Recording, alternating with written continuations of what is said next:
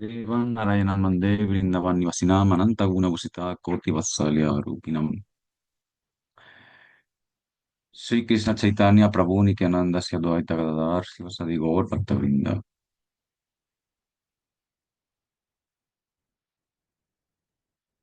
आज अनुलम्बितयो कनकवदतो संकीर्तनाय पितरो कमलायतासो विश्वम्भरो द्विजवरो जुगधर्मपालो वन्दे जगत्प्रियकरो करुणावतारो मूकां करोति वत्सलां पाङ्गुं लाङ्घयते गिरिं जकृपतमहं वन्दे परमानन्दमाधवम्। श्री कृष्ण चैतन्य प्रभु नित्यानंद श्री अद्वैत गदाधर शिवसदि गौर भक्तवृंद। हरे कृष्णा कृष्ण कृष्ण हरे हरे, हरे राम राम राम हरे Hare. Antes que nada, ofrezco mis reverencias a los pies del loto de mi maestro espiritual, Srila Bhaktivedanta Narayan Goswami Maharaj. También a los pies del loto de Sripad Bhaktivedanta Madhusudan Goswami Maharaj, Srimati Krishna Priyadita Purani, Vaisnavas, Vaisnavis, por favor, acepten mis reverencias. Bueno, continuamos con las ramas del Bhakti, las 64 ramas del Bhakti. Como vimos la semana pasada, ¿no? De todas las 64 ramas del Bhakti, las primeras tienen que ver con el maestro espiritual, tienen que, después las siguientes tienen que ver con comportamientos que uno debe tomar, cosas que se deben hacer, esfuerzos que se deben aceptar, em, cosas que se deben respetar, ¿no? Cómo comienza el Vaya, ¿no? Y ahora, o sea, en esta clase, vamos a continuar con las 10 siguientes que tienen que ver con cosas que se deben rechazar en el Bhakti. O sea, una vez que uno toma el camino del Bhakti, cosas que se deben abandonar, ¿no? Renuncia. Y también, finalmente, tocaremos el tema de la aparad, de las ofensas, lo que es muy importante, abandonar todo tipo de comportamientos que destruyan el Bhakti, ¿no? Eso es hasta la parte número 20, hasta la rama del Bhakti número 20. De la 20 a la 60 es todo acerca sobre Krishna, sobre cómo se debe servir, la deidad, ¿no? Etcétera. Y las últimas cinco son, digamos, las más importantes, a las que Mahaprabhu dio más importancia de todas, ¿no? Em, Finalmente, ¿no? El tipo, o sea, de estas 64 ramas del Bhakti, finalmente, aquellas que uno disfruta más, aquellas con las que uno se identifica más, aquellas que más gusto le dan a uno,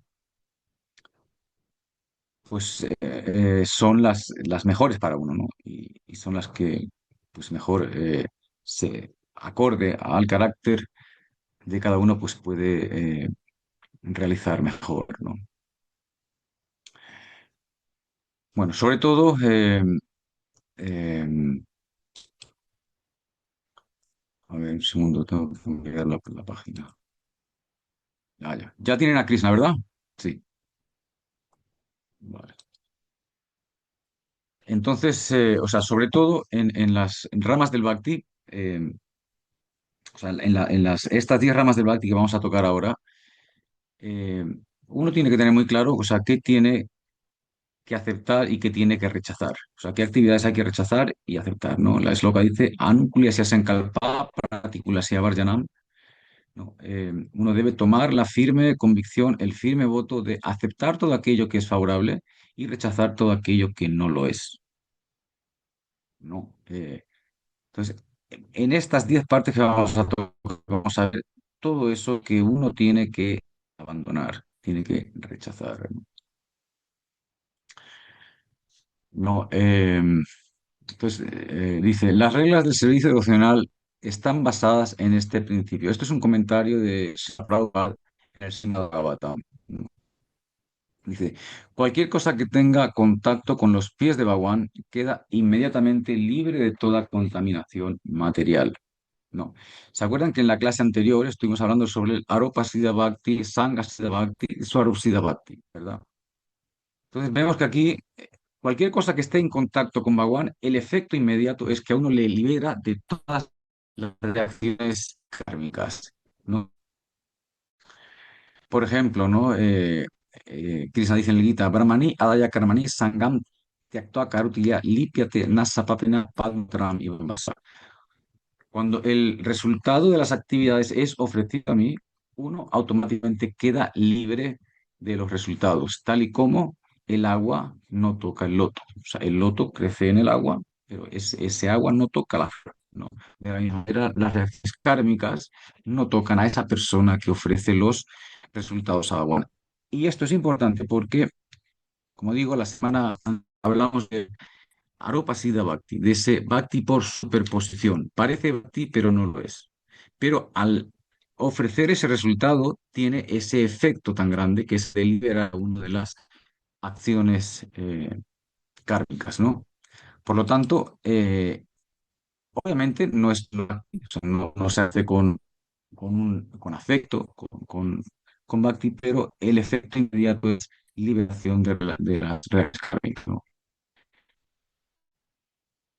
Cualquier cosa, ¿no? O sea, por ejemplo, ¿no? Dice, Krishna dice, Yamma karma samedhyam evam yoveti tatatak yatoham punarjama naetim veti so Arjuna. O sea, aquella persona que entiende que finalmente las actividades de Krishna son trascendentales, no vuelve a tomar un nacimiento. O sea, ese conocimiento que tiene con Krishna, simplemente por estudiarlo, por tratar de comprenderlo, ¿no? Te lleva a que vuelvas a nacer en este mundo, ¿no? Krishna Tattva Beta, ¿no? Entender que Krishna es simplemente ese entendimiento le libera a uno, ¿no? Le purifica a uno, ¿no?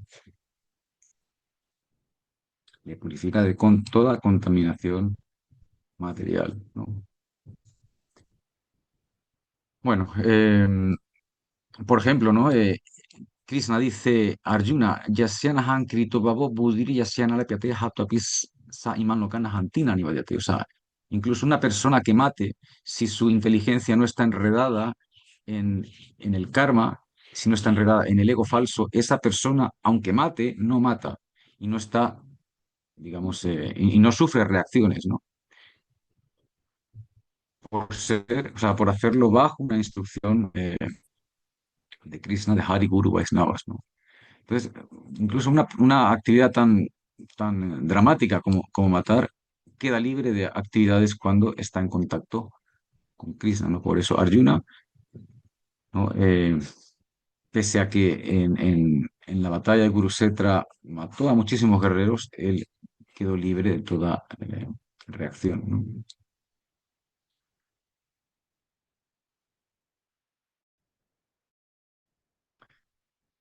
Ese es el poder del Bhakti, ¿no? Aropa Siddha Bhakti. Bueno, continuamos.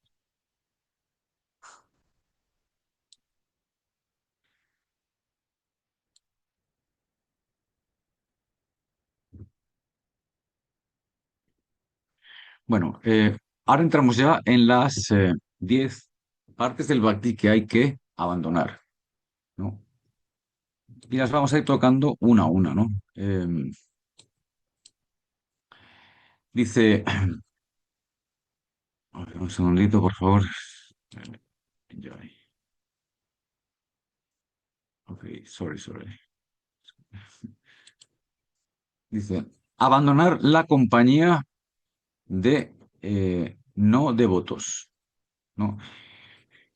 ¿No? Hay una esloka que Mahaprabhu decía, ¿no? Asat Sangatyak Eivasnavachar Sangi Eka Sadhu Krishna Avakta Ar, ¿no? O sea, el asat sanga, el no asociarse con no devotos, es una de las actividades más importantes de los Vaisnavas, ¿no? O sea, eso es etiqueta Vaisnava, ¿no? Sobre todo no asociarse con personas que no tienen nada que ver con el bhakti, ¿no? Eibar Strisangi Eka Asadu Krishna Bhaktar. Dice, o sea, aquellas personas que se asocian con las mujeres o con aquellos que se asocian con las mujeres, obviamente, o sea, en todo en un plano mundano, y aquellos que se asocian con no devotos no son bhaktas, ¿no? O sea, no se consideran bhaktas. Y de hecho, o sea, una de las principales reglas que se deben seguir es esa, o sea, no tener una asociación mundana, ¿no? Porque la asociación es muy poderosa, o sea, la asociación, por un lado, o sea, la asociación depende, o sea, te puede llevar a convertirte en un sadhu o te puede llevar a convertirte en un materialista, ¿no? Y eso es a través de la asociación, ¿no? Si uno se junta con gente mundana, con ladrones, termina siendo un ladrón. Si uno se junta con sadhus, finalmente termina siendo un sadhu. Adopta los comportamientos, ¿no? Por inercia, la persona absorbe todo ese comportamiento, ¿no? ¿No? En el Upa de San Rita, ¿no? Rupa Goswami dice, Atiraha esas cha prayalponia yana sangas cha loliam cha, ¿no? Es decir, hay seis cosas que destruyen el bhakti, ¿no? Atiraha, o sea, colectar cosas más de lo necesario. Prayasas, hacer esfuerzos que no tienen que ver con el bhakti. Prayalpa, hablar de cosas mundanas, chismes, ¿no? Y, eh, y sobre todo, digamos, no asociarse con gente mundana, con gente mundana. Niyamara Jana Sangas. Jana Sangas significa asociarse con gente mundana. O también la siguiente es loca, ¿no? La tercera, ¿no? Utsaham nistayadera tatat karma pravartana sanga tegat satorite sarvipaktir prasidati. O sea, hay seis partes em, que favorecen el bhakti, ¿no? O sea, seguir las ramas del bhakti, entusiasmo, tener fe en el bhakti y también abandonar la mala asociación. Y esto ya va más profundo porque significa incluso la asociación de religiosos. O sea, ya sean, por ejemplo, otras religiones, musulmanes, cristianos, judíos, por ejemplo, mayavadis. O sea, todo este tipo de asociación también hay que evitarlo, ¿no? De hecho, Guru decía que la única razón por la que un bhakta se asocia con la gente del mundo es simplemente por predicar, ¿no? Por predicar, por enseñarles, ¿no? Enseñarles la conciencia de Krishna, ¿no? Si no, no hay otra razón por la que asociarse con la gente mundana, ¿no? Entonces, sobre todo, claro, o sea, por ejemplo, o sea, los demás religiosos, ¿no? Vale, siguen, son creyentes, todo, pero por ejemplo los cristianos siguen unas costumbres que no tienen nada que ver con las nuestras, y los musulmanes igual, ¿no? Y los judíos igual, entonces no es nada favorable, ¿no? O sea, uno tiene que refinar mucho, ¿no? Y ahora o sea, 12 13 y 14 son, o sea, 12 renunciar al deseo de reclutar muchos discípulos, renunciar a tomar muchos proyectos, renunciar a estudiar muchas escrituras para dar novedosas explicaciones y argumentos. Esto es estas instrucciones las encontramos en el Bhagavatam, en el canto 7, o sea, después de que Prahlad Maharaj ha hablado a Yudhishthir Maharaj, todo el lila de Prahlad Maharaj empieza a explicarle los, los ashrams, o sea, el ashram de Sannyas. Entonces, cuando él empieza a hablar sobre el ashram de Sannyas, empieza a hablar sobre la renuncia, ¿no? Entonces, dice las mismas cosas que aquí, que las 64 partes, que estas partes del Bhakti, ¿no? Eh, entonces dice, ¿no? Esta es, digamos, la shloka, ¿no? De la así más importante, ¿no? Un sannyasi no debe presentar los encantos de los beneficios materiales para obtener muchos discípulos, ¿no? O sea, hay muchos yogis, muchos eh, así, digamos, espiritualistas, así llamados, bueno, han, digamos, alcanzado cierta posición y pueden manifestar algo material y lo usan para acumular discípulos. Por ejemplo, Sai Baba, ¿no? En India, él lo que hacía era, a través de trucos, ¿no? Sacarse huevos de la boca, huevos de oro, ¿no? Entonces, la gente materialista quedaba totalmente alucinada con, con, con esos huevos de oro que se sacaba, ¿no? Y le trataban como Dios mismo, o sea, como a Krishna mismo, ¿no? Hizo, o sea, tuvo miles y miles de discípulos, en Nepal hizo cantidad, o sea, toda una ciudad se construyó a partir de su ashram, ¿no? O sea, mm, tiene un ashram enorme allí en el sur de la India, o sea, hay edificios enteros dentro del ashram, o sea, es uno de los ashrams más grandes que hay en India, ¿no? Pero todo era a partir de eso, de enseñar, ¿no? Anillos de oro, de regalar anillos aquí, anillos allá, un collar aquí, y la gente se alucinaba, ¿no? Dice, no debe, no, dice, un sannyasi no debe presentar los encantos de los beneficios materiales para obtener muchos discípulos. No debe leer innecesariamente muchos libros o dar discursos como manera de sustento. O sea, no se debe usar el Bhagavatam o las escrituras a modo de mantener la vida, ¿no? Porque ahí entramos ya en una especie de negocio, ¿no? O sea, eso o sea, de hecho está prohibido por las sastras cobrar, ¿no? Ganar dinero a través de la enseñanza del Bhagavatam, ¿no? O otras escrituras. Dice, y tampoco debe esforzarse por incrementar las opulencias materiales innecesariamente.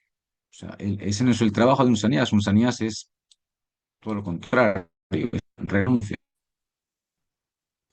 Entonces, básicamente, o sea, Mahaprabhu, él le explica a Govinda que la renuncia, ¿no? Dice, Vairagi Haña lleva Kari Parapeksa, Kari Siddhinaje Krishna Karena Peksa.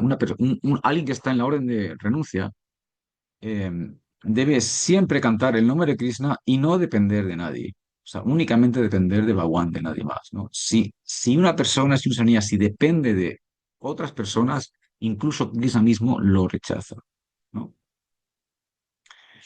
Vaira y Kariya Sadhanam Sankirtan, Magiya Kanakaya y Jivana Raksan. O sea, lo único que debe hacer alguien en la orden de renuncia es cantar el nombre de Krishna, Vaira, Sadhanam Sankirtan todo el tiempo y mantener su vida, digamos, al principio pidiendo comida, porque ya en el estado de un Paramahansa, los Paramahamsas ya no, ni siquiera piden comida, ¿no?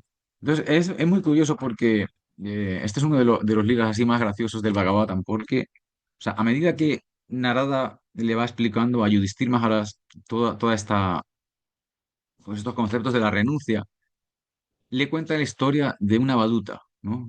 O sea, la historia de cómo una vez Prahlad Maharaj, ¿no?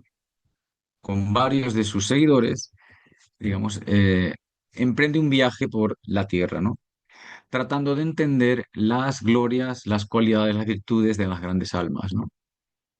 Entonces, una vez llegan a un bosque y encuentran a un hombre tumbado en el suelo, así medio cubierto con hojas, ¿no?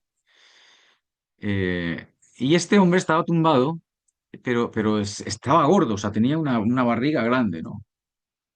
Entonces, Prahlad Maharaj, claro, Prahlad Maharaj es un devoto puro, eh, y es un Mahabhagavat. Entonces, él puede reconocer quién es un Mahabhagavat y quién no. Entonces, Prahlad Maharaj, por su cuerpo, por su actitud, ¿no? Por su conocimiento, por su bhakti, entiende que él es un Mahabhagavat, que él es un Avadut, ¿no?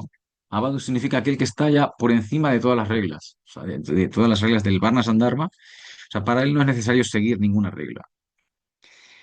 Entonces, o sea, es un Paramahamsa, ¿no? Paramahamsa, o sea, Paramahamsa es, digamos, el estado más alto de un sannyasi, ¿no? En el estado de Paramahamsa no hace falta que lleven danda, no hace falta que lleven sika, no hace falta que lleven ningún signo externo de un sannyasi, ¿no? Por ejemplo, Mahaprabhu no llevaba sika, no llevaba danda, no llevaba utarilla, no llevaba kamandalu, no llevaba nada, porque estaba, no, es Bhagwan mismo, ¿no? Pero su estado, claro, su comportamiento era el de una baduta, ¿no?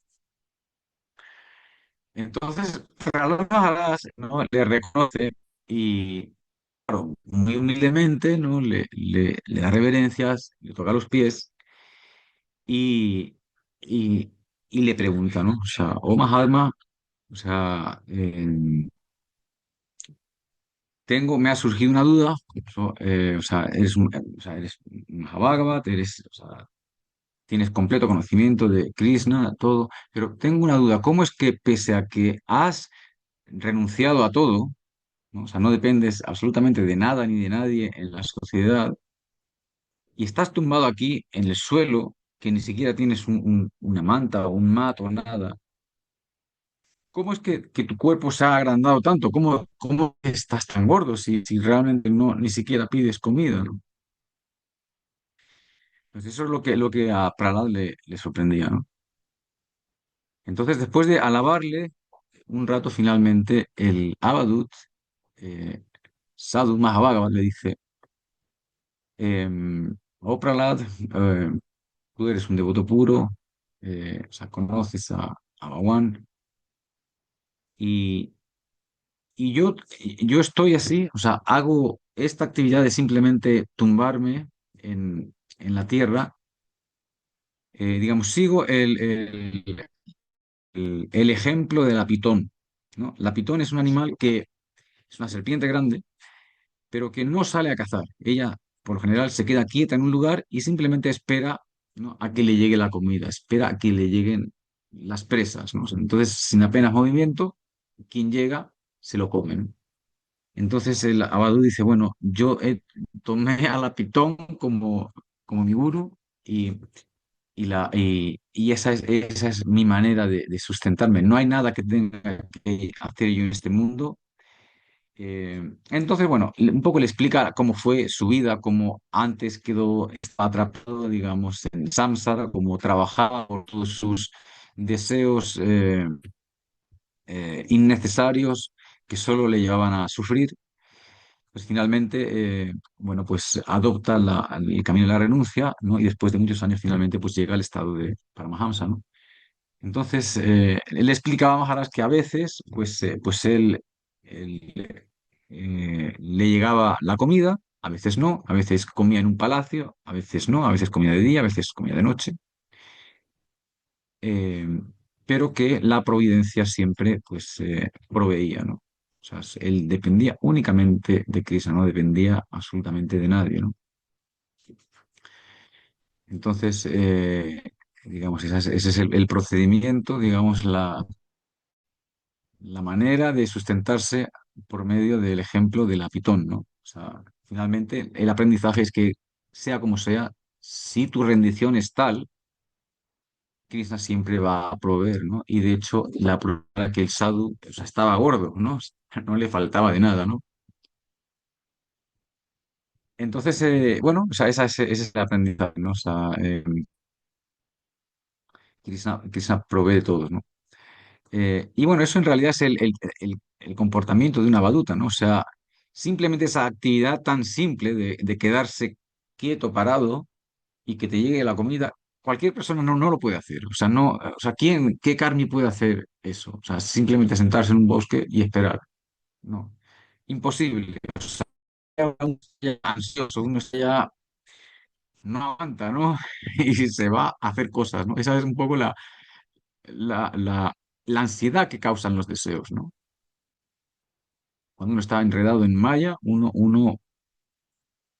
está metido en el karma y ese karma le obliga a uno a tratar de satisfacer todo tipo de deseos innecesarios, ¿no? Bueno, entonces continuamos, ¿no? O sea, por ejemplo, un punto bueno, o sea, renunciar al deseo de reclutar muchos discípulos, ¿no? Eso es algo que es igual que tener hijos, o sea, si uno tiene muchos hijos, a los hijos no se les puede atender bien. eh, entonces uno debería mantener, digamos, algo manejable, ¿no? A menos que sea un Mahabhagavat, ¿no? Que pueda, ¿no? Digamos, a través de su Sakti, de sus bendiciones y de su meditación, sustentar y alimentar a los bhaktas, ¿no? Así tal y como, ¿no? El Bhagavatam da el ejemplo de la tortuga, del pez, ¿no? Como ellos simplemente por pensar en sus hijos les están, digamos, sustentando, ¿no? Pero vemos, por ejemplo, que en Kali Yuga hay muchos casos así, ¿no? Hay muchos casos, por ejemplo, o sea, de gurús, no quiero decir nombres, ¿no? Que tienen miles de discípulos y, pues claro, o sea, los discípulos, después de varios años de ser, ¿no? De seguir la sadhana y tal, apenas han tenido contacto con su guru. O sea, el- a lo máximo que llegan es no sé, a que les han dicho dándavas no. Entonces, eso es algo, eh, digamos, eso es algo pues malo, ¿no? O sea, uno debe tener una relación con el maestro espiritual, uno debe hablar, uno debe inquirir, ¿no?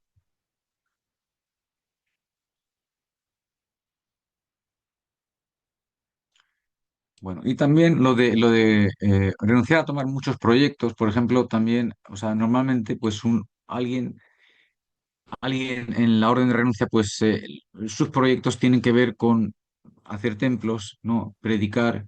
Eso está bien, ¿no? Está bien, siempre y cuando, digamos, esos templos no se conviertan en lugares donde, digamos, donde la gente, pues, no sigue la sadhana del bhakti, se dedican más bien al karma o yo qué sé, o no siguen los principios, ¿no? Como a veces pasa mucho en los templos, ¿no? O sea, uno, digamos, en el templo se tiene la buena actitud de querer acoger a las personas, de ayudarlas, pero muchas veces vemos que no hay, que, que las personas no tienen esas intenciones, ¿no? Que simplemente están usando el templo como una manera, pues, para facilitar su vida, etcétera. Entonces, esta clase de personas, digamos, no es necesario, ¿no? Que estén en el templo. O sea, un templo significa personas comprometidas con el bhakti y con el servicio.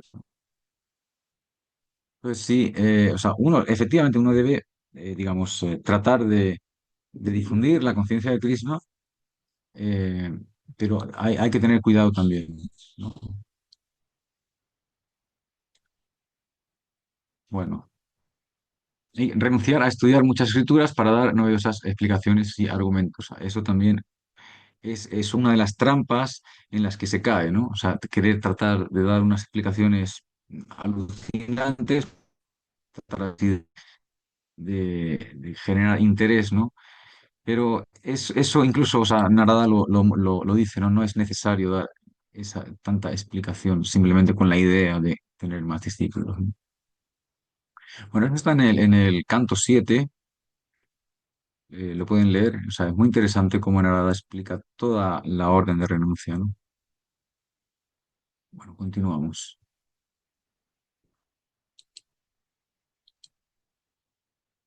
A ver, un segundo.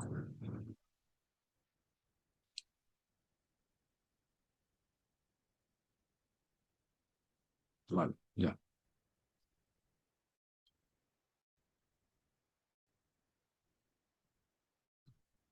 Bueno, renunciar al comportamiento miserable.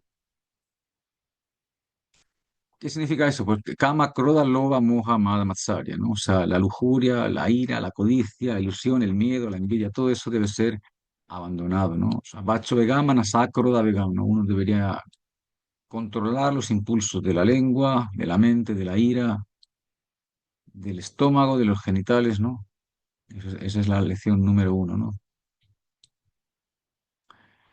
Abandonar el sufrimiento, la ira, ¿no? Y bueno, el abandonar el sufrimiento, o sea, la causa del sufrimiento, como dice Swami Maharaj, es la actividad pecaminosa, ¿no? O sea, Bhagavatam dice, Jana sea Krishna vimukasya daivat adharma silasya sudukitasya anugrahya charantinu nambutani vavyani yanardanasya, ¿no? O sea, cuando uno le da la vuelta, cuando uno deja de mirar a Krishna, cuando uno rechaza a Krishna, ya no sé qué vimukasya daivat adharma silasya, el resultado de rechazar a Krishna, de no mirar a Krishna es que uno comete actividad pecaminosa, adharma silasya, su comportamiento se vuelve negativo, ¿no? Y el resultado, surdasya, la persona sufre. O sea, esas son las matemáticas del sufrimiento. O sea, la causa principal es abandonar a Krishna. Eso te lleva a la dharma y de la dharma te lleva al sufrimiento, ¿no? Krishna Buli Seijiva Anadir Bahirmukh Atava Mayatera Deya Samsara Dukha, ¿no? O sea, desde un tiempo sin principio, la Jiva ha olvidado a Krishna y por lo tanto Samsara la causa, o sea, le da sufrimiento, ¿no? O sea, le da sufrimiento eh, a modo de pues, la vida material en samsara, ¿no?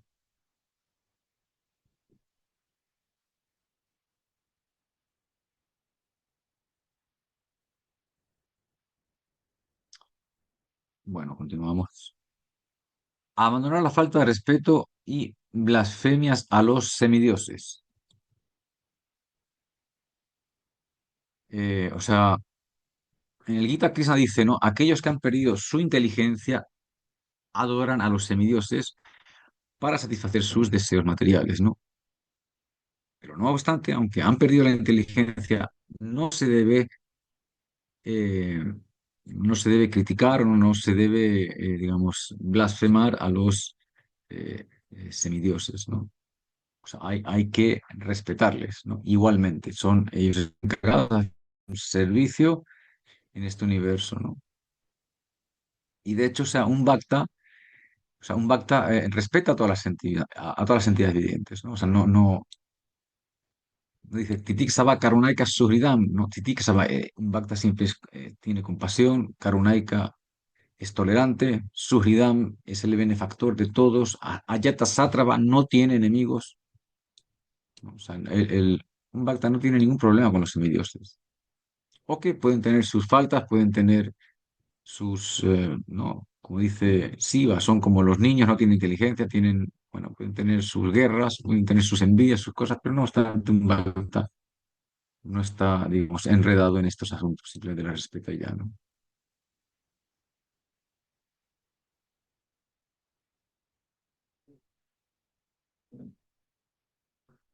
O sea, básicamente, o sea, hay que entender la diferencia entre los devas y Vishnu. O sea, Vishnu Tattva y devas no es lo mismo, hay que diferenciar, ¿no?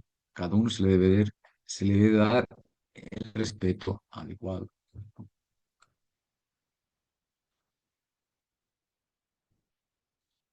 Un segundito.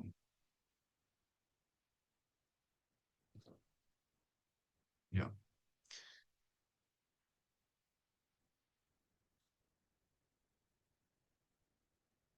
Abandonar el acoso a otras entidades vivientes.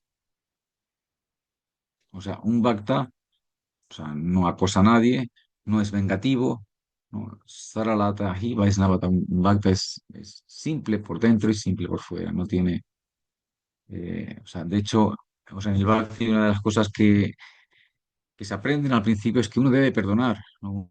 Uno debe perdonar cualquier agravio que le hayan hecho, ¿no?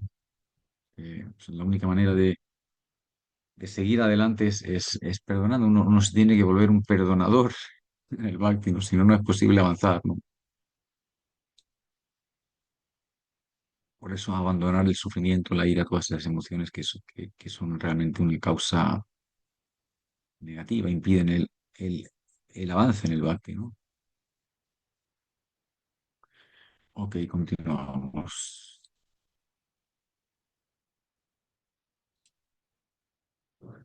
Ok. Ven, están viendo la foto de Siva, ¿verdad? Con Daxa.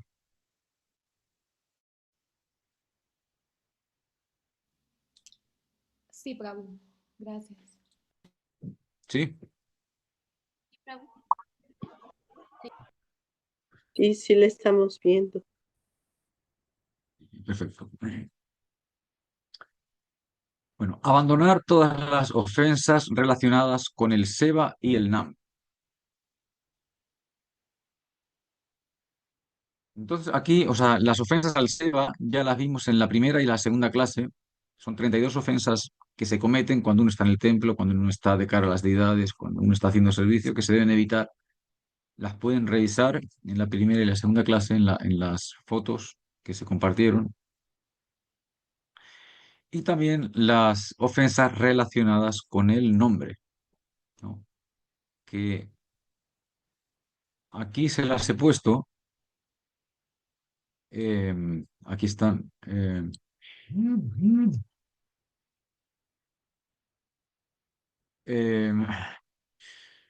y bueno, son 10 ofensas, pero yo creo que estas 10 ofensas vamos a ir una a una en la siguiente clase. O sea, las vamos a tocar una a una, las vamos a analizar bien eh, y así, ¿no? Las entendemos mejor, ¿vale? Porque si no, en realidad nos puede llevar eh, bastante tiempo.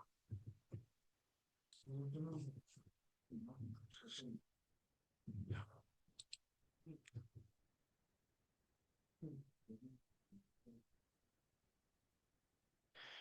Bueno, y la número 20, uno no debe tolerar blasfemias a Sri Guru, Sri Krishna o los devotos, ¿no? A Hari, Guru y los Vaisnavas, ¿no?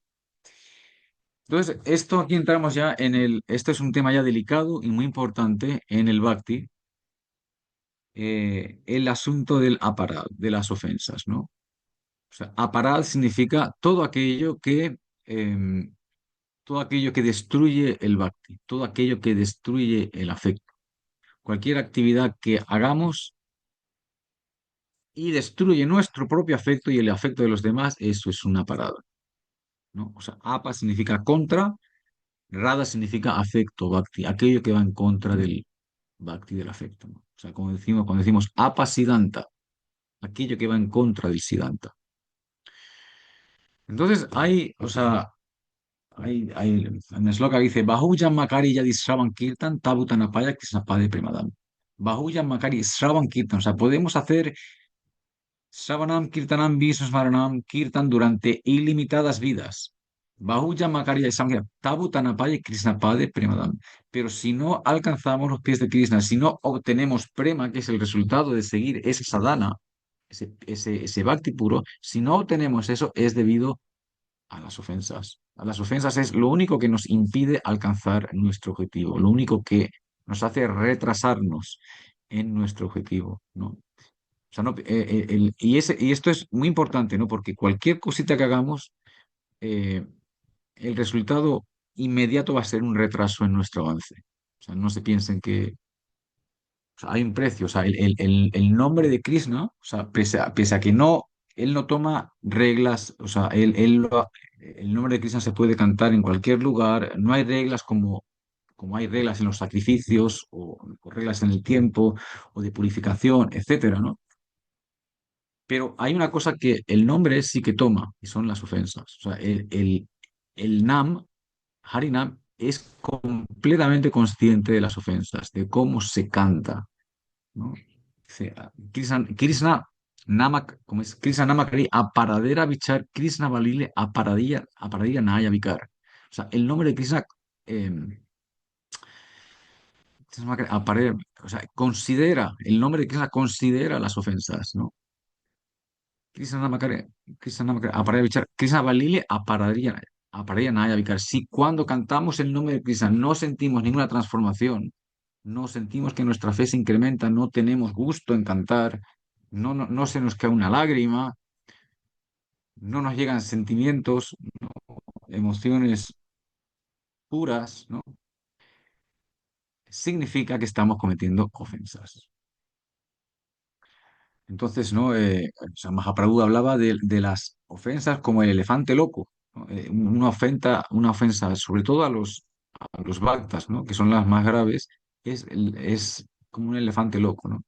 O sea, el elefante loco entra en el jardín y lo destruye todo. O sea, flores, árboles, la casa, o sea, todo, lo deja todo completamente destruido. No sé si habrán ustedes visto algún vídeo a veces de algún que ponen por ahí, ¿no? En YouTube, de un elefante loco que se ha escapado, está por las calles y está eh, destruyendo tiendas, rixas, coches, o sea, vuelca los coches, o sea, embiste contra un camión, contra un autobús, lo mueve, o sea, lo destruye todo, ¿no? O sea, no hay nadie que se pueda acercar a ese elefante loco, ¿no?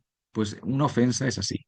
O sea, la ofensa, todo el trabajo que uno viene haciendo durante años puede quedar destruido por una ofensa a Hari, Guru, Vaishnava. O sea, las ofensas a Hari, a Krishna, son graves, pero bueno, tienen remedio.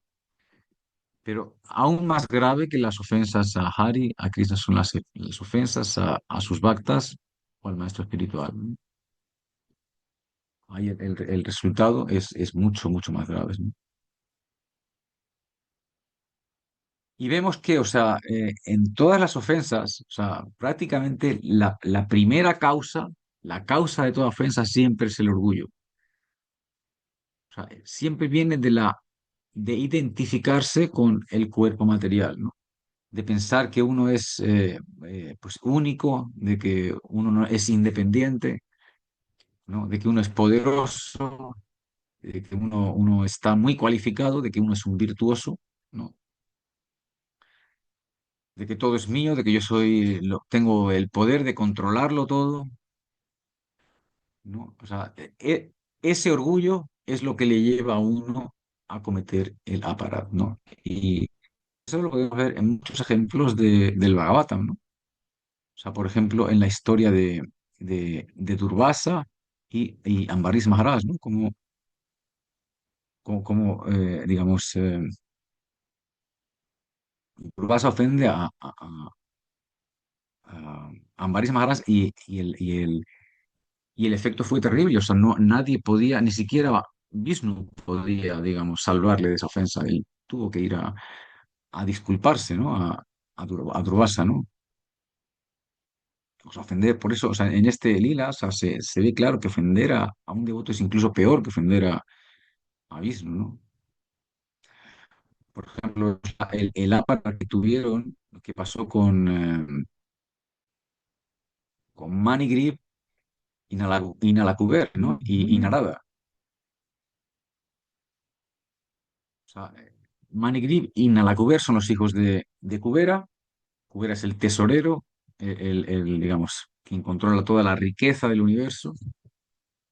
Y en esa, ¿no? En esa intoxicación están ahí jugando con mujeres en un lago y cuando aparece Narada, pues no le respetan. Entonces Narada entiende lo que está ocurriendo y los maldijo, ¿no? Los maldijo a convertirse en árboles y pese a que luego les dio la bendición de que Krishna mismo lo liberaría. Pero no obstante, o sea, una ofensa a un Mahabhagavad, o sea, automáticamente lleva a la degradación. O sea, ellos eran semidioses y fueron degradados a pasar miles y miles y miles de años como árboles hasta que finalmente, bueno, Krishna los liberó. Pero, o sea, están las dos cosas. O sea, hay una degradación y también hay compasión, ¿no? Finalmente, y hubo compasión porque digamos, los dos chicos o sea, se dieron cuenta de la ofensa y le pidieron perdón, ¿no? A Narada. Porque finalmente, o sea, uno puede cometer una ofensa, ¿no? El único remedio de curar una ofensa es pedir perdón. O sea, uno tiene que ir al ofendido y pedirle perdón. Ahí es donde se termina todo, ¿no?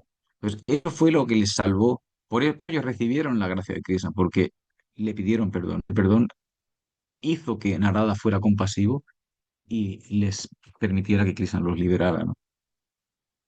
Pero vemos que hay, o sea, muchísimos ejemplos, por ejemplo, eh, como Indra, digamos, ofendió a Brihaspati una vez un momentito.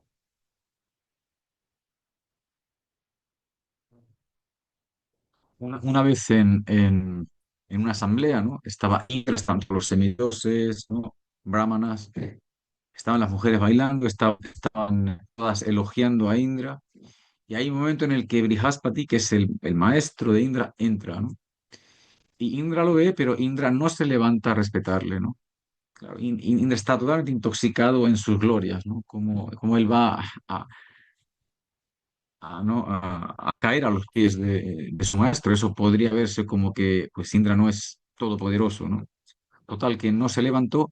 Brihaspati lo ve, se da cuenta que está totalmente intoxicado en el orgullo y se marcha. Entonces después eh, Indra se da cuenta, ¿no? Y se da cuenta del error y va a buscarle, pero no lo encuentra, ¿no? Pero bueno, finalmente, o sea, por esa ofensa, los semidioses perdieron todo su dominio en Suarga, en los planetas celestiales. Lo perdieron todo, o sea, perdieron las guerras con los demonios y los demonios se hicieron con todo el universo, ¿no? Y esa fue el resultado de la ofensa de Indra. O sea, por lo tanto, hay una degradación. Finalmente, ¿no? Los semidioses van y oran a Aditi, no, perdón, Aditi, bueno, van a Brahma, y finalmente Aditi, la madre de los semidioses, ora a Vishnu para que ponga, digamos, una solución, ¿no? Y finalmente, después de esa disculpa, ¿no? De parte de los semidioses, pues, digamos, los semidioses recuperan, ¿no? Pero quiero decir que siempre hay una degradación, ¿no? Un resultado que hay que pagar, ¿no?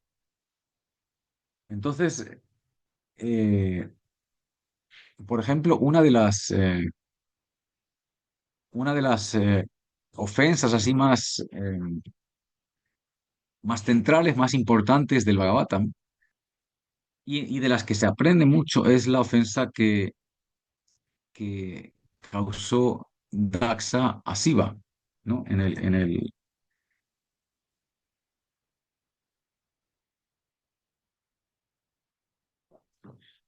Es la ofensa que causó Daxa a Shiva en un yagya que Daxa estaba haciendo, ¿no? Entonces, una vez o sea, había un yagya muy grande en el que estaban todos los semidioses, todos los rishis, todos los munis,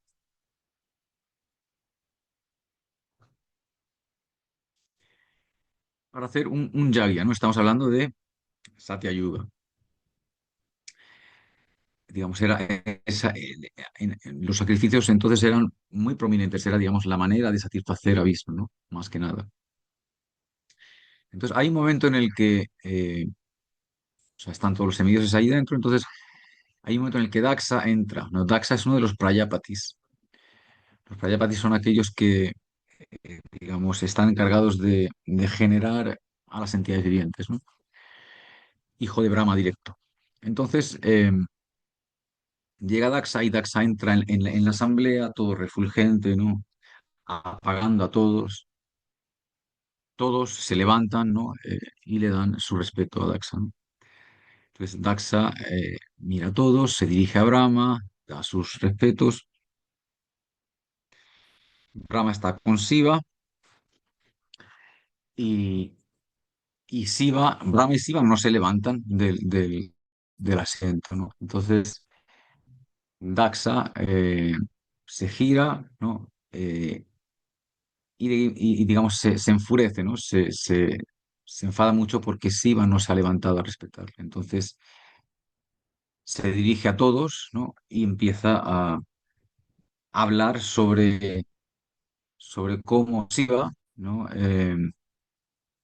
Digamos, pues no sigue las reglas de la conducta de las gentes bondadosas, ¿no? Como está rompiendo toda regla védica por no mostrar ningún respeto, ¿no? Entonces, digamos, se queja de Shiva, ¿no? O sea, comete la ofensa contra Shiva de criticarle en medio de todos esos rishis, munis, semidioses, etc. Entonces, como tal, digamos, le maldice a Shiva y le dice que a partir de ahora que él no recibirá ninguna parte del yagya. O sea, los semidioses, Brahma, Shiva, todos, cuando se hace un yagya así, de esas características, siempre reciben una parte de ese yagya, ¿no? Tienen, digamos, esa. Entonces, le maldice con no recibir ningún tipo de parte. Entonces, bueno, Shiva es ecuánime, él controla sus sentidos, él simplemente está observando. Entonces, ve todo aquello y simplemente no hace nada, ¿no? Deja que todo pase, ¿no? Entonces, lo que pasa aquí es que Daxa piensa que Shiva le debe respeto porque la hija de Daxa, Sati, está casada con Shiva. Entonces, acorde a las reglas, digamos, uno debe considerar padre al suegro. Entonces, por lo tanto, se le debe respetar. Entonces, Daxa, basado en ese concepto, critica a Shiva, ¿no? Blasfema contra Shiva. Pero claro, eso es cierto por un lado, pero por otro lado es cierto, como lo vamos a ver después. O sea, como Vishnu mismo reconoce que no hay diferencia entre él y Shiva. O sea, en realidad Shiva es Vishnu mismo simplemente tratando con la energía material. O sea, no hay diferencia entre Vishnu y Shiva. O sea, así como no hay diferencia entre la leche y el yogur. O sea, la leche es leche y el yogur viene de la leche, ¿no? Es simplemente una transformación. Hay una diferencia, pero la leche es la causa del yogur, ¿no? Pues no hay diferencia entre Vishnu y Shiva. Entonces, al no tener eso en cuenta, al no considerar a Shiva, al no considerar la posición de Shiva, ahí es donde él cometió ofensa, ¿no? Total, que quedó así todo, ¿no? Pasa el tiempo, pasa mucho tiempo, y ya después, ya después en casa ya después una vez, o sea, está Shiva con Sati, ¿no? En Kailash. Kailash es un, digamos, la morada de Shiva, ¿no? No es el Kailash de las Himalayas, es un Kailash donde hay una montaña llena de joyas, hay un bosque exuberante lleno de lagos, de flores, de árboles, de animales, ¿no? Viven semidioses, viven munis, rishis, ¿no? Hay todo un ambiente espiritual y místico, ¿no? Entonces, allí hay un árbol baniano muy, muy grande, ¿no? En el que Sivas, pues, normalmente está allí sentado impartiendo conocimiento o está con Sati, ¿no? Total, que en una de esas Sati ve que hay un montón de aviones que están dirigidos, o sea, que se van al Yagya de Daxa. Daxa está organizando otro Yagya y ha invitado a muchísimos semidioses y rishis, munis, brahmanas. Entonces Sati, ¿no? Pues quiere, o sea, se despierta en ella el deseo de ir y de volver a ver a su familia, de ver a sus hermanas, ¿no? De ver a todos, a su madre, ¿no? Entonces le pide permiso a Siva, pero Siva le dice que se debe acordar de la ofensa que cometió Daxa, que pese a que ella sea familiar directa de Daxa, pero digamos, si ella no ha recibido una invitación, ella no debería ir, ¿no? Porque si va, digamos, va a ser, no va a ser respetada y su futuro no va a ser nada bueno. Entonces, o sea, Siva le da esa instrucción de que no vaya, de que, ¿no? Si no es bienvenida, si no ha recibido invitación, no vaya. Pero Tati, claro, en ese deseo, en ese ansia de ver a su familia, eh, pues quiere ir de todas maneras, ¿no? Entonces, incluso mira a Siva así de una manera muy, como que si lo quisiera destruir, ¿no? Total, que así en un, o sea, en un movimiento así fuerte, pues coge y coge sus cosas y se va a la casa de su padre, ¿no? Al Yagya que está organizando, ¿no? Entonces, todos los asociados de Shiva la siguen en un palanquín y así a modo de ceremonia la llevan hasta la ceremonia de Daksha, ¿no? Hasta el Yagya. Entonces, una vez allí, Sati entra, ve todo el Yagya, los Brahmanas, rishis, munis, pero nadie la ofrece ningún respeto. O sea, todos temen a Daksha y nadie le dice nada. Entonces, ella ve que en Yagya tampoco se está haciendo ninguna ofrenda a Shiva, total que se enfada muchísimo y y se encara con su padre y empieza a decirle y empieza a hablarle de todo lo envidioso que es su padre, ¿no? Por no entender la personalidad de Siva, ¿no? Entonces ella pues se siente como muy, digamos, desgraciada por tener una relación con su padre, ¿no? Por su cuerpo venir de su padre, ¿no? Entonces, dice, o sea, si una persona, digamos, escucha las blasfemias a un Mahabhagavat, uno escucha ofensas de Bhagwan, uno debe, digamos, a esa persona, a uno le debe, digamos, cortar la lengua, ¿no? Y matarle, ¿no? Y después quitarse uno la vida, ¿no? Sati habla de una manera muy fuerte contra Daxa, ¿no? Entonces, dice, o sea, no quiero tener ninguna relación contigo, o sea, eh, y finalmente, pues, digamos, entra en o sea, se sienta y entra en un trance, ¿no? Cierra los ojos en una habitación y de su cuerpo sale un fuego, ¿no? Digamos, se mata a ella misma, ¿no? Se suicida, ¿no?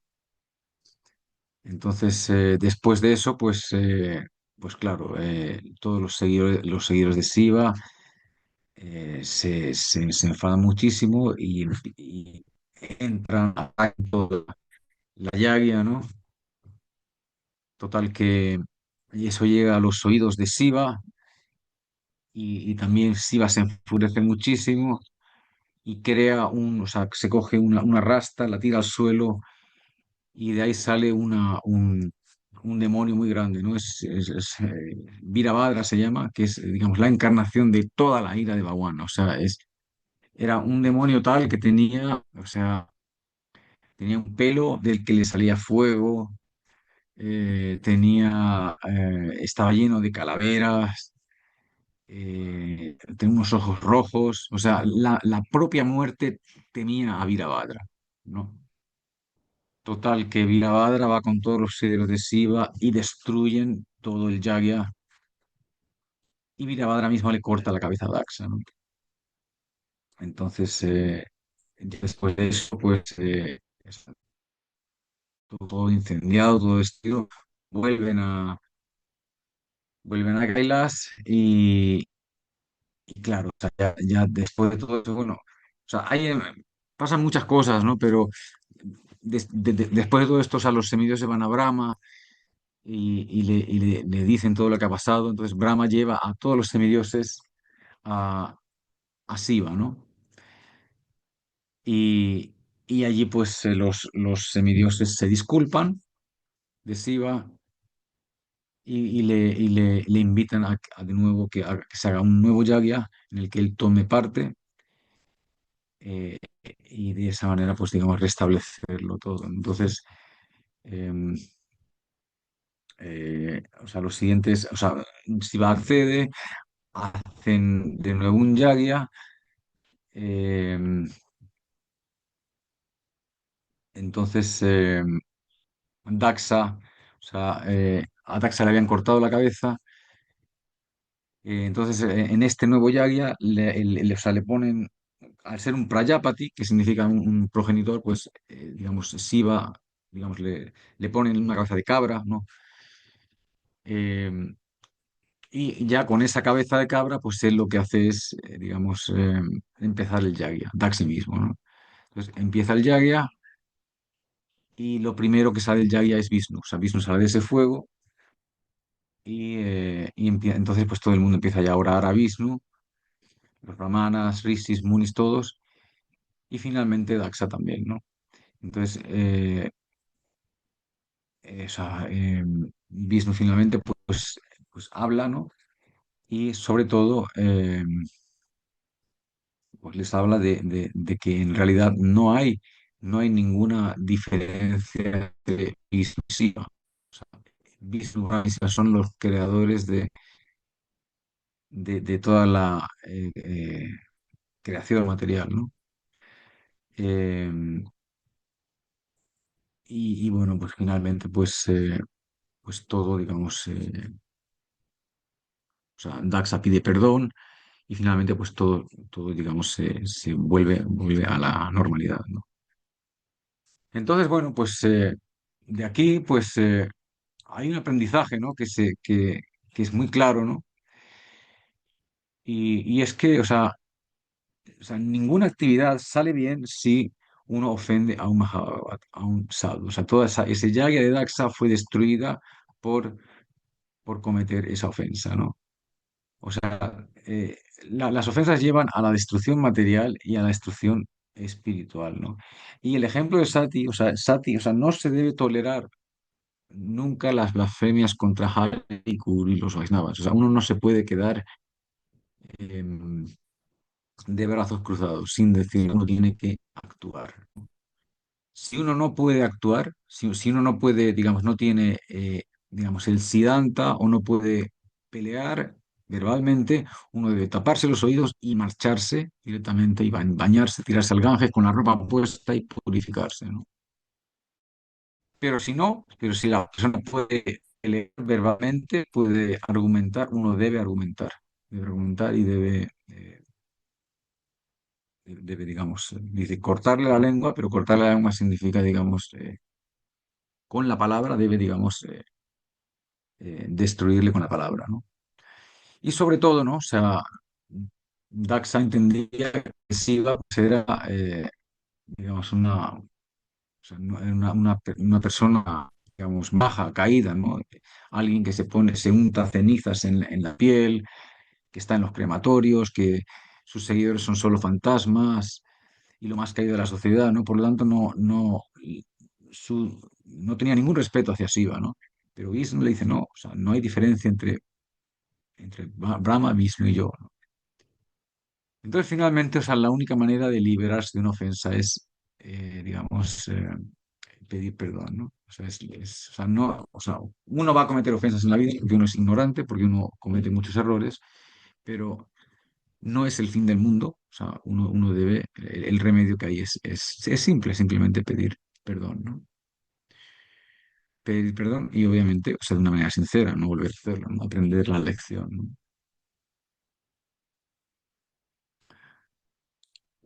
Bueno, un momentito. Y esto, es así ya para terminar, ¿no?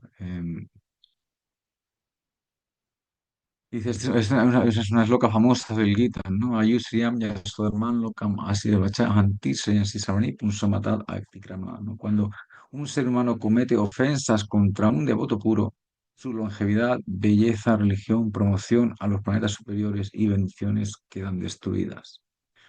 O sea, eso es lo que ocurre cuando uno comete una ofensa, ¿no? Por lo tanto, es súper importante esa rama del Bhakti, no cometer ofensas contra Hari, Guru y Vaishnavas. Es lo único que destruye todo el trabajo que uno viene haciendo, ¿no? Entonces, hay que ser, es duro, o sea, leerlo esto, da miedo leerlo, da miedo leerlo, pero uno tiene que ser consciente, ¿no? De sus actividades, ¿no?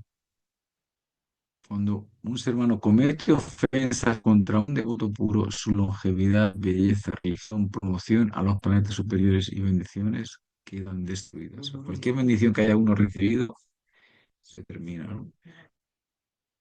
Entonces, ¿no? Gurudev explicaba, ¿no? Que el camino del Bhakti es como el filo de una navaja, como el filo de una cuchilla, ¿no? O sea, cualquier actividad que hagamos sin control, o sea, que inconsciente puede llevar el desastre, o sea, nos puede llevar a cometer una destrucción grandísima, ¿no? El loco, ¿no? Por eso es muy importante estar siempre bien atento, ¿no? Y calibrar siempre las palabras. Muchas de nuestras ofensas ¿no? y errores, la mayoría, el 90% viene de las palabras, de no controlar las palabras, ¿no? Bacho vegan, manasa, cruda vegan.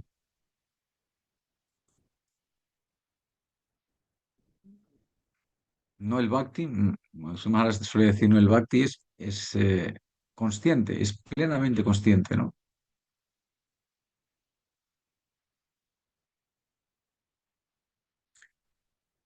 Entonces, incluso pese, o sea, uno puede pensar, bueno, pese, pero un Vaisnava, un Bhakta, un Mahabhavat, ellos nunca toman ofensas, ¿no? O sea, no hay que preocuparse tanto, ¿no?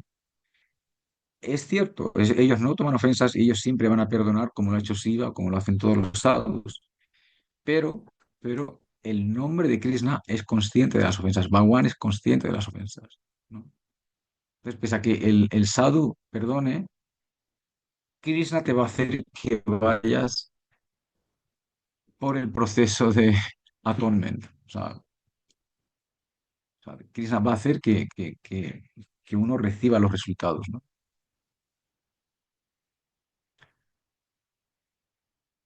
Krishna no a paradera bichar, o sea, el nombre de Krishna es totalmente consciente de las ofensas, ¿no? Y por ende uno no siente, ¿no? No hay ninguna transformación en el cuerpo, ¿no? Bueno, pues lo vamos a dejar ahí por hoy y No sé si tienen alguna pregunta, alguna duda. Hare Krishna Prabhu, ¿cómo están? Hare Krishna, Hare Krishna Mukunda Haribol. Hare Krishna.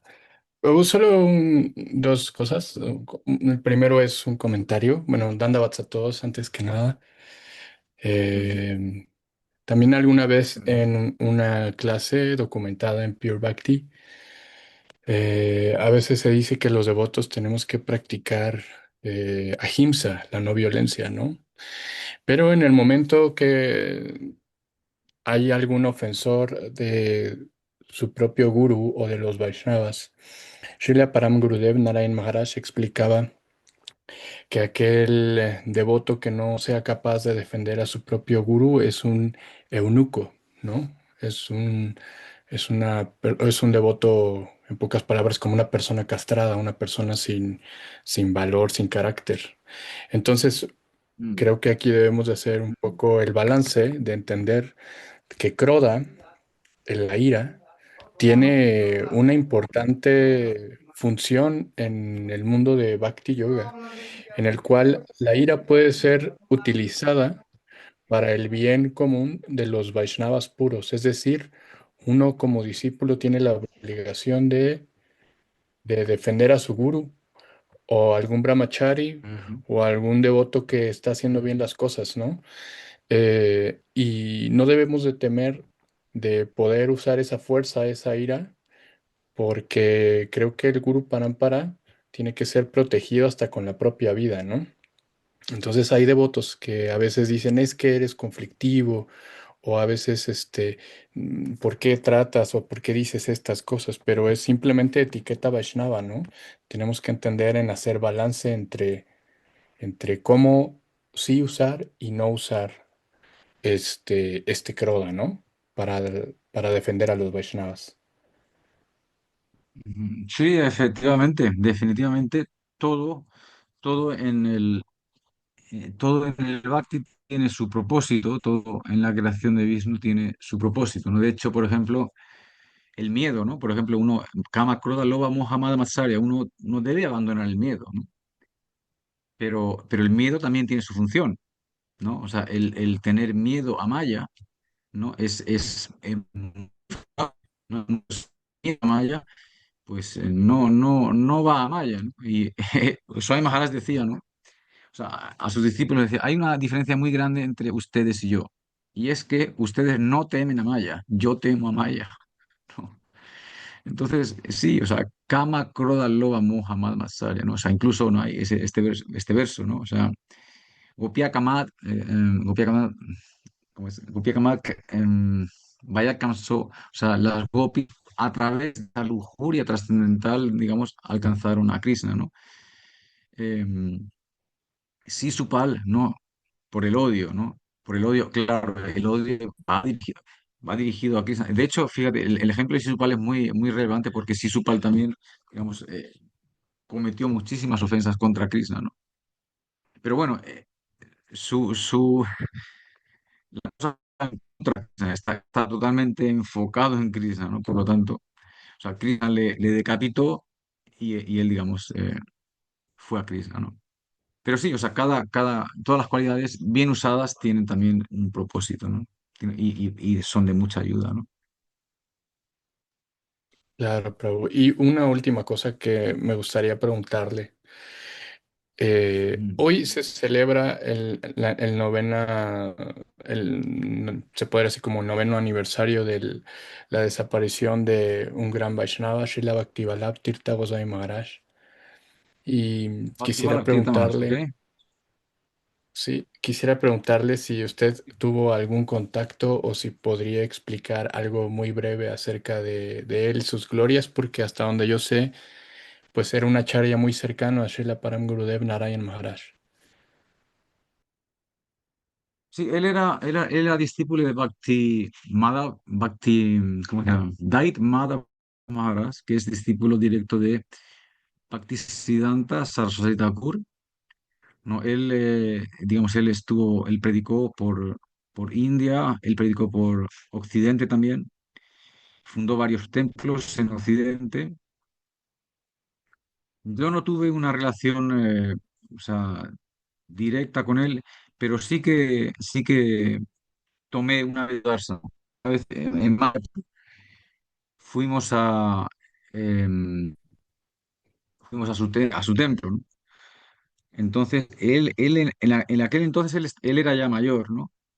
Y todos los días él salía de su habitación y hacía el Tulsi Puya y daba, digamos, cuatro vueltitas a Tulsi y después ya se entraba. Entonces, durante ese momento, pues los devotos le esperaban, ¿no? Y, perdona, durante ese momento los devotos le esperaban para tener su darshan, ¿no? Entonces, en aquella ocasión yo estuve allí bueno, pues le vi cómo hacía la puya, todo, y finalmente, antes de que se fuera, o sea, le di una donación, le di 100 rupias, ¿no? Pero bueno, 100 rupias no es gran cosa, ¿no? Pero una cosa que me asombró de él fue que me cogió las 100 rupias, las miró y era como si le hubiera dado, no sé, un lingote de oro o algo así con mucho valor, porque lo miró así de una manera como, wow, 100 rupias, ¿no? O sea, como muy así. Y entonces se las metió en el bolsillo, ¿no? Y ya se fue, ¿no? Pero me sorprendió mucho eso, porque así como un niño, ¿no? Como un niño se sorprendió que le diera esa donación, ¿no? Y ya, esa fue toda la interacción que tuve con él, ¿no? Pero bueno, o sea, mi impresión fue muy, muy buena porque le vi, digamos, una persona ya, o sea, un Vaisnava ya, pues, muy plenamente absorto en su vayan, cuando tú le veías hacer la puya, hacer el parikram, ¿no? Todo muy, muy, o sea, muchísima devoción, mucho bhakti ahí, ¿no? Entonces, pues sí, esa fue mi interacción. Pero sí, definitivamente, pues hoy se celebra y bien, está bien, siempre es bueno glorificar a los Vaisnavas, ¿no? Todos están haciendo un servicio muy importante para toda la humanidad, ¿no? Muchas gracias, Prabhuji. Le agradezco mucho. Dandavats. Haribo, Haribo.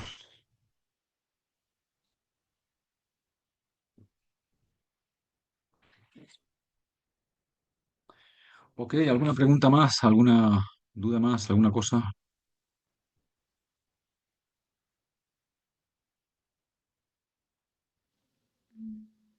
Bueno, yo creo que la siguiente vez vamos a ver si volvemos al Google Meet, porque el Zoom este no lo controlo. O sea, no lo veo. Bueno, pues lo dejamos ahí y ya seguimos la semana que viene. ¿De acuerdo? Tengan una buena semana. Oigan, ¿quieren tener Darshan de Brindavan? Sí. Sí, ¿Quieren Eso. ver, quieren ver el Seva Kunch? sí. Vamos. Ok, ok. Ahora se lo enseño, un momentito.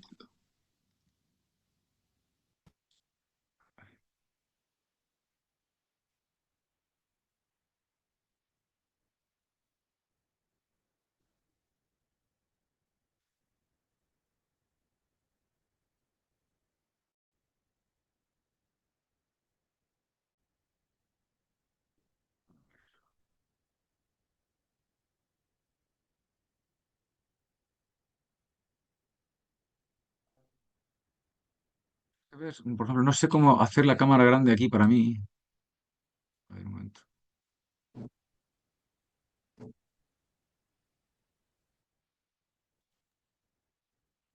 Ah, vale, ya. Ok, un segundito. Ya les llevo a que tomen Darshan, ¿eh? Si deja de compartir el documento, tal vez se vea en grande. Pero, ¿ustedes me pueden ver a mí? Aquí se A ver, ve un segundo. la presentación de usted que está compartiendo. Vale, vale, espera. Vale, vale, un segundo. Ya la quito. Un segundito.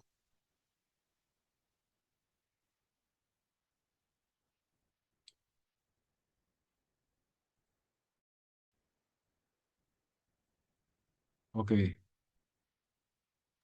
Ahora sí, lo vemos en grande. No, vale, vale, perfecto. Pues ya, venga. También les llevo a Yogamaya, ¿eh? Ay, Ya. ay, ya. Y ya, Eh, esta es mi habitación. Haribol. belleza. Haribol. Haribol, bravo.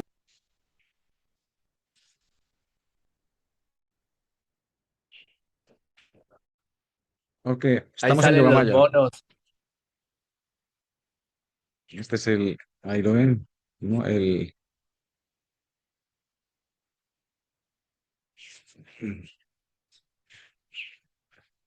Haribol.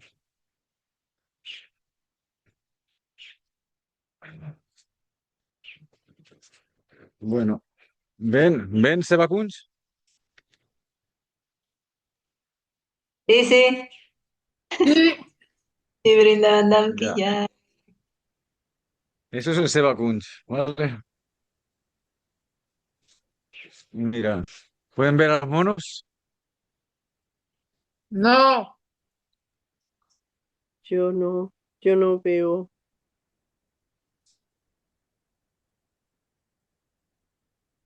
Bueno, ahí, por ahí están. Está lleno de monos. Ok, bueno, seguimos. Oh, ya.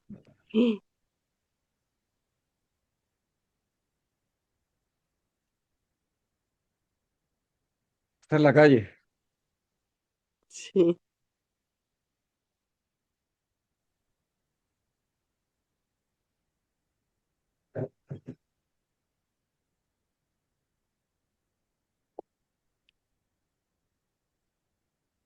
Este es el cuarto de Sadhu Maharaj.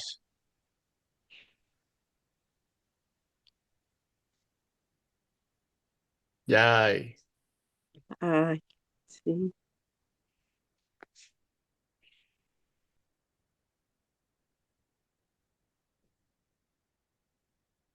Mira, la ardilla.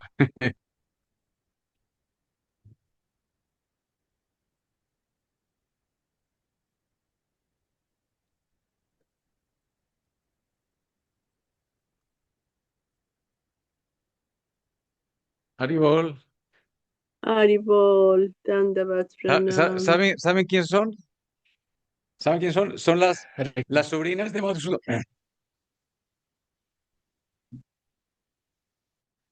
Ya, Son los Hare sobrinos de Krishna. Madhusudan Maharaj. Haribol. Haribol. Sí que-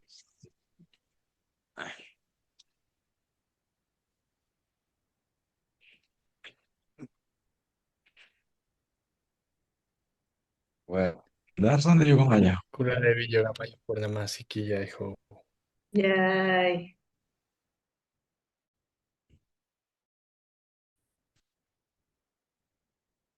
Ya, ahora sí, ¿no? Ya, y gracias, Prabhuji.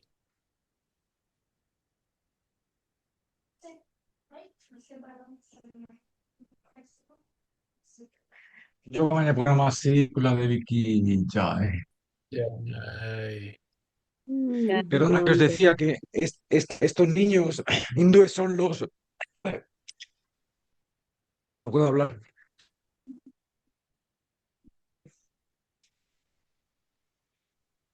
Entró en éxtasis, Prabhu.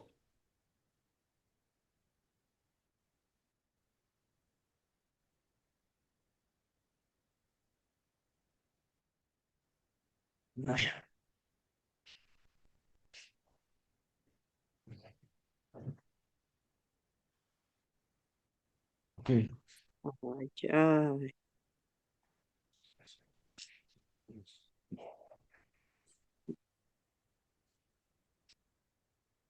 Que digo que les decía que estos niños hindúes son los sobrinos de Madhusudan Maharaj, que han venido a Ay, pasar un sí. tiempo.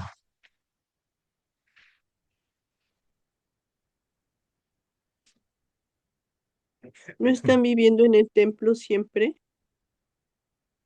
los Dígame. sobrinos? ¿No están viviendo siempre en el templo? Ahí con No, son Viri. Dios mío, son su hermano Viru,